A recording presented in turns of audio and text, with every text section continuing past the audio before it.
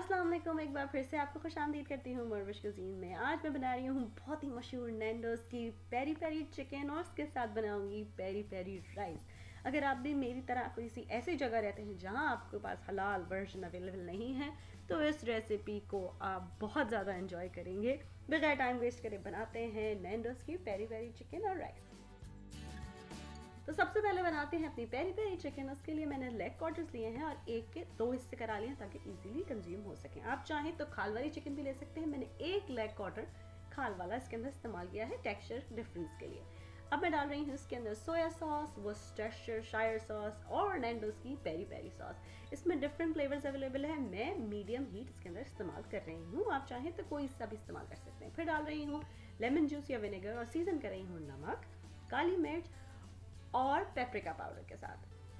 फिर इसके अंदर डाल रही हूँ लहसुन कुटा हुआ और थोड़ा सा तेल डाल के अब इस तमाम चीज़ों को चिकन के साथ अच्छी तरीके से करेंगे मिक्स।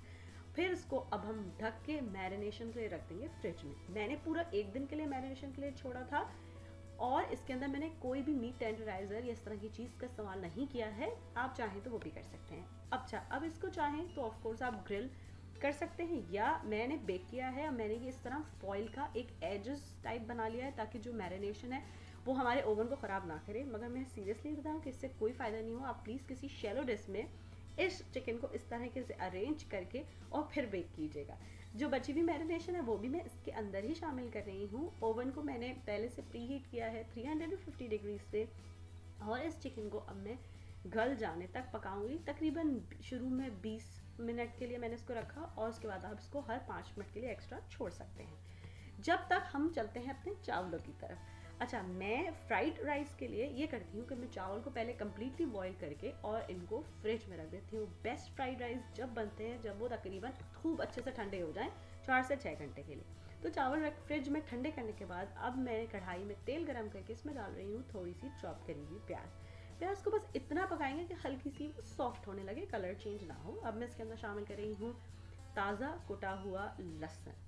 उससे एक डिफरेंट इन्हेंस फ्लेवर आता है। आप चाहे तो पिसा हुआ भी इस्तेमाल कर सकते हैं।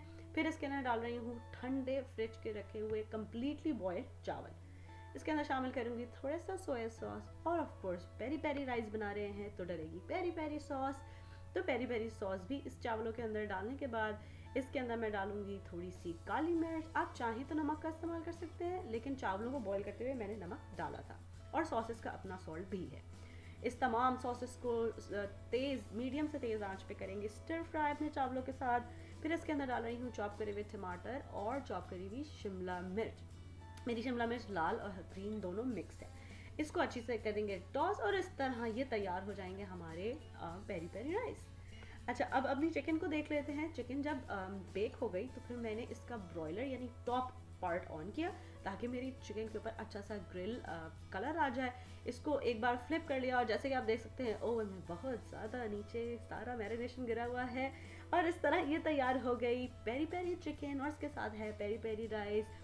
ये बिल्कुल रेस्टोरेंट स्टाइल के बने हैं। आप चाहें तो इसको ग्रिल कर सकते हैं, चाहें तो ओवन में बेक करें और चाहें तो पतीली में भी पका सकते हैं। जो खाल वाली चिकन है उसका टेक्सचर बहुत डिफरेंट है लेकिन बगैर खाल की चिकन भी उतनी ही मज़ेदार बनी है। अगर आप इस रेसिपी को ट्राई करें तो प्लीज़ मुझे ज़रूर बताइए कि ये आपके पास कैसी बनी। कुछ और सीखना चाहते हैं तो वो भी बताइए। मेरी रेसिपीज़ को पसंद करने का और उनको सराहने का बहुत शुक्रिया। अल्लाह हाफिज़। अगर आपको ये रेसिपी अच्छी लगी तो इन लिंक्स पे ज़रूर क्लिक कीजिए ऐसी और बहुत सी मज़ेदार रेसिपीज़ के लिए।